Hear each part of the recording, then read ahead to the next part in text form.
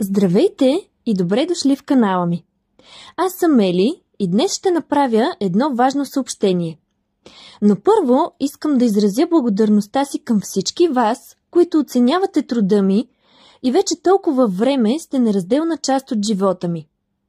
Каналът Read with Eli достигна 7000 последователи.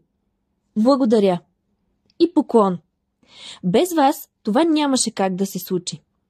Вярвам, че правя нещо специално, нещо важно, нещо значимо, нещо, което обичам.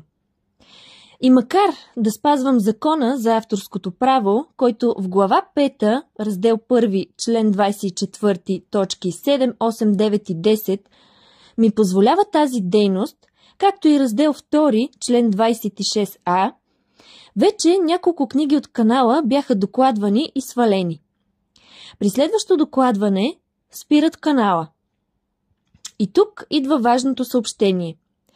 С цел да запазя канала и връзката си с вас, ще започна да качвам кратки видеа с резюме на книгите, които ще записвам. Както знаете, резюмето се прави, за да спести време на читателя. Ако това, което го интересува, отсъства от резюмето, той просто не чете книгата. И обратното. Ако в резюмето срещне неща, които го засягат, той непременно ще прочете, а в случая изслуша, целият труд. В описанието на всеки клип ще оставям линк към цялата книга, където ще може да я слушате напълно безплатно и няма да се тревожите, че може да изчезне. Абонирането за страницата е безплатно. Всички книги, които сте чули с моят глас, също са там. Отново ще може да оставяте своите коментари и желания за следващи заглавия.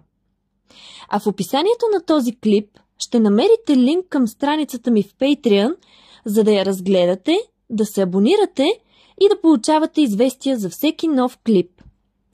И не на последно място, нещо специално към вас. Въпреки, че винаги ще се намери някой, който ще иска да ви спъне, не се отказвайте. Продължавайте да правите това, което обичате. Има кой да го види. Има кой да го чуе. Има и кой да го оцени. Винаги има смисъл.